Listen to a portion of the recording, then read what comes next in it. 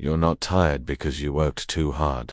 You're tired because you've been quietly comparing yourself to hundreds of people every single day.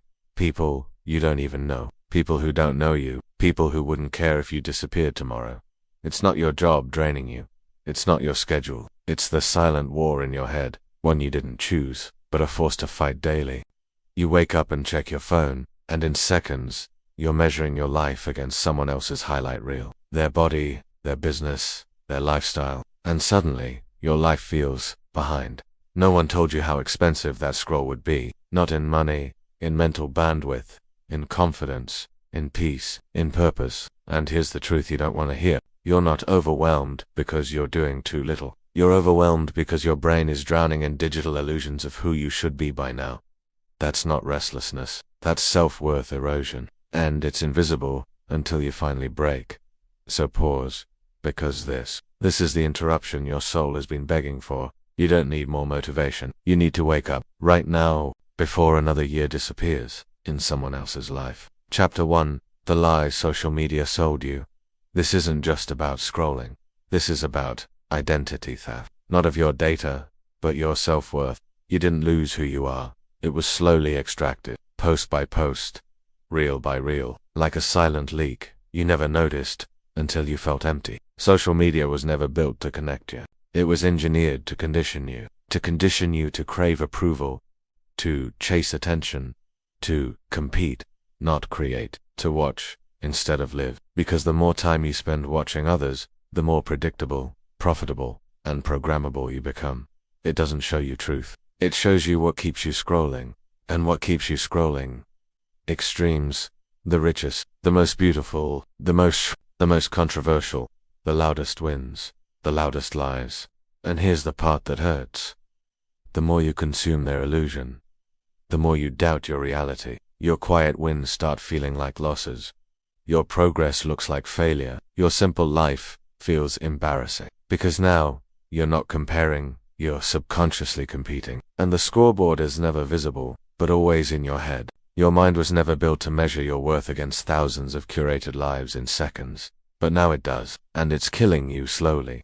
Chapter 2: The Psychology of Comparison. Let's break this down, not emotionally, but psychologically. There's a reason you feel like you're falling behind.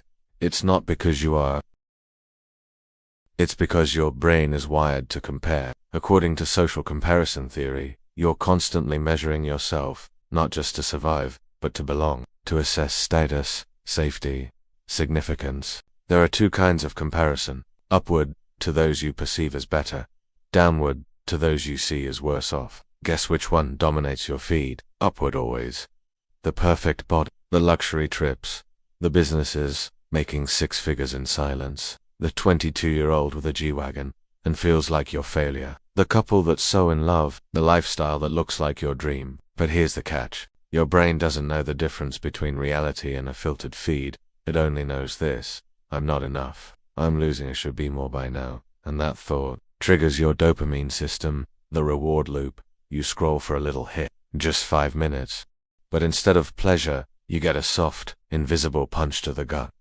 Over and over, what was meant to entertain you is now the reason you don't feel good enough to even start. And it gets worse. Mirror neurons. The same ones that make you flinch when you see someone get hurt. They also fire when someone shows off success. Their flex becomes your failure. Their joy becomes your self-judgment. You're not just watching their life. You're feeling like yours isn't one. Comparison is the thief of joy. But worse, it's the forger of anxiety. Anxiety that says, you're not doing enough.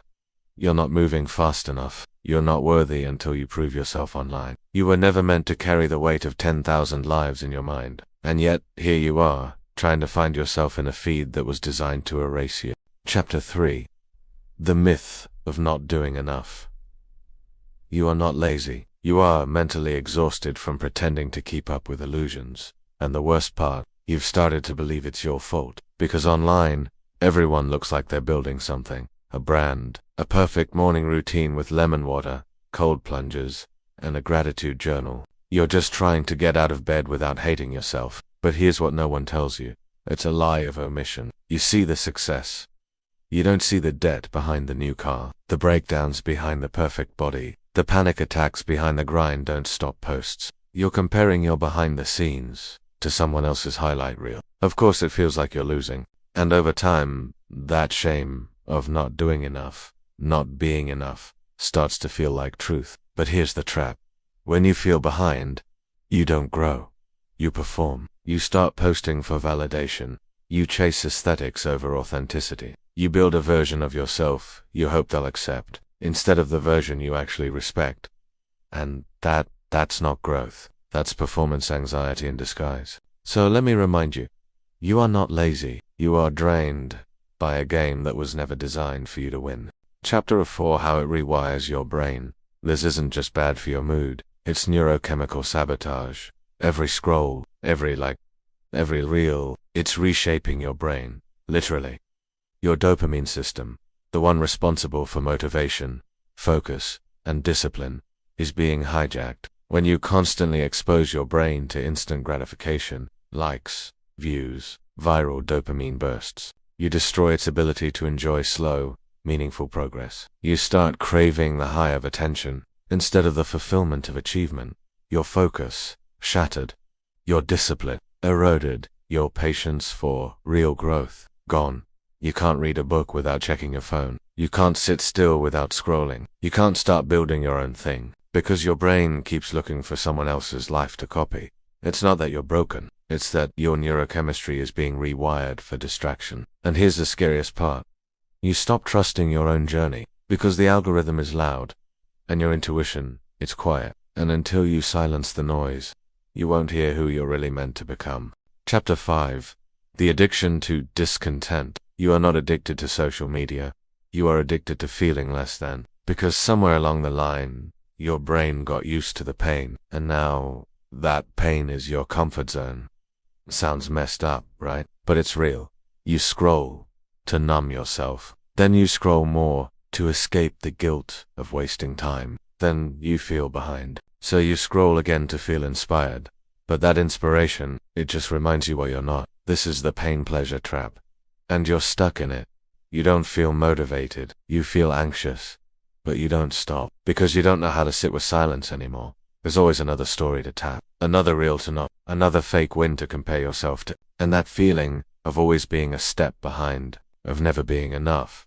Of watching life happen for everyone else. It's not your fault. But it is your responsibility to break the cycle. Because the system isn't going to save you. It profits off your discontent. Your healing is a threat to its design. So ask yourself, when was the last time you scrolled and felt better after? Exactly. Chapter 6: Why we can't stop watching others win. Let's get brutally honest. You're not just watching. You're escaping. Because watching other people win feels safer than risking your own failure. It gives you the illusion of action. Like you're doing something, learning, researching, getting inspired. But really, you're just avoiding your own potential. Let's call it what it is. Spectator syndrome. You're not building. You're watching builders. You're not creating. You're consuming creation. You tell yourself, I'm just getting ideas. But the truth is, you're overdosing on other people's success. Because deep down, you don't believe in your own. And here's the harsh truth. If you keep watching others live, you'll die one day having seen thousands of lives, but never fully lived your own. You'll remember their wins more than your risks. Their stories more than your actions.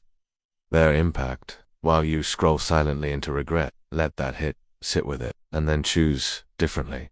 Because motivation isn't what you're missing. Momentum is, and you don't get that by watching, you get it by moving. Chapter 7: The real antidote to comparison. So what's the cure? How do you stop the bleeding? It's not more content. It's not another productivity hack. And it's definitely not watching this video and doing nothing afterward. You want freedom? Here it is. Stop scrolling for answers. Start building your own damn life. It won't feel exciting. It won't look glamorous. It won't come with applause, but it will feel real. Start with one habit. One decision. 1 hour offline. Because micro-discipline is greater than motivation. You don't need to blow up. You need to shut up and build quietly. Be invisible, on purpose. Go dark. Disappear from the feed, and come back with results, not announcements. Journal, go on solo walks. Delete the app for 24 hours. Have a conversation that doesn't end in a story post. Every time you resist the urge to perform, you reclaim a piece of your power. And hear this clearly. You are allowed to unplug. You are allowed to not post. You are allowed to be unknown while you become undeniable. Because real growth, it doesn't go viral, it goes deep. So stop chasing their timeline. Start trusting your own. Your feed will never clap for you when you choose peace. Do it anyway. Chapter 8. Rebuild your focus, confidence, and identity. The algorithm is loud, your intuition is quiet. You can't hear both at the same time. If you want to rebuild focus, confidence, identity, you're going to have to get silent enough to hear your own thoughts again. And I get it. Silence feels like boredom at first. But you know what boredom really is? Healing. It's your nervous system finally catching its breath. It's your mind unclenching. It's your body remembering that it's not at war anymore. So here's a challenge. Delete one app, just for 7 days. Watch how much energy comes flooding back. You'll start finishing books. You'll stop obsessing over strangers. You'll feel like you're actually in your life again. And the goal isn't to quit social media forever. It's to stop letting it tell you who you are. You're not a brand, you're not a follow account. You're not the sum of how productive you look. You're a full human being, capable of deep focus, real growth, quiet confidence. You just forgot. Now it's time to remember. Chapter 9. Emotional close. Final wake-up call. You were not meant to live in a constant state of self-doubt. You were not born to scroll, compare, and shrink. You are not here to perform. You are here to create, to build, to grow, to struggle, to evolve, to live. You don't need another shot of inspiration. You need a clean break from the lie. Let this be your interruption. The world you're craving, the peace, the clarity, the progress. It's not in your phone. It's in the unread book, the unfinished idea, the unspoken dream, the part of you that still believes something more is possible.